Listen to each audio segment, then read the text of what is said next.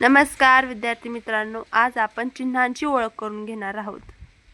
ही सर्व चिन्ह आपण मराठी या विषयामध्ये वापरत असतो. कोणत्या चिन्हाला काय म्हणतात, कोणत्या चिन्हाचे नाव काय आहे हे आपण आज ओळखून घेणार आहोत. चला मग, या साईडला आपण सर्व चिन्ह लिहिले आहेत आणि या साईडला त्यांची नावे आहेत. या चिन्हाला आपण पूर्णविराम असं म्हणतो, जो आपण मराठीतलं कोणतंही वाक्य संपल्यानंतर आपण याचा वापर करत असतो. या चिन्हाला आपण प्रश्नवाचक चिन्ह असं म्हटलं जातं.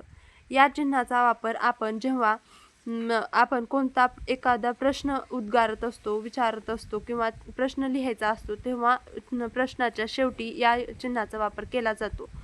हे चिन्ह आपण कोणतेही एकसारखे शब्द येत असतील, एकसारखा गट असेल, म्हणजे जसं की फळांचा गट, फुलांचा गट, त्या फळ एक नाव देत असताना आपण हे चिन्ह वापरत असतो. या चिन्हाचं नाव आहे अल्पविराम.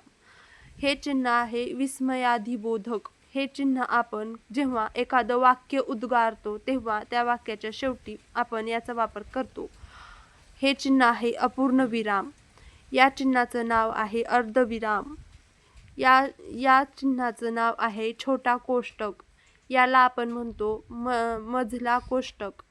याला म्हणतात बडा कोष्टक म्हणजेच मोठा कोष्टक. याला म्हणतात स्वल्पविराम. या चिन्हास म्हणतात बरोबर आणि याला म्हणतात एकेरी अवतरण चिन्ह. या चिन्हास म्हणतात दुहेरी अवतरण चिन्ह.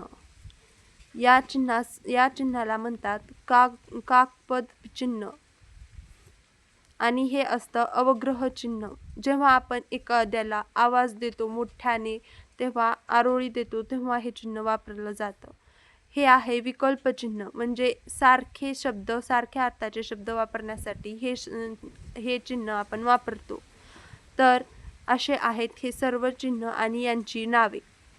तुम्हाला हा व्हिडिओ कसा वाटला कमेंटमध्ये नक्की सांगा आणि व्हिडिओ आवडल्यानंतर व्हिडिओला लाईक करा आणि अशीच आपली सर्व व्हिडिओ पाहण्यासाठी चॅनलला सबस्क्राईब करून बेल आयकॉन नक्की प्रेस करा. भेटूया अशाच नवीन इंटरेस्टिंग टॉपिकसोबत आपल्या पुढच्या व्हिडिओमध्ये. धन्यवाद.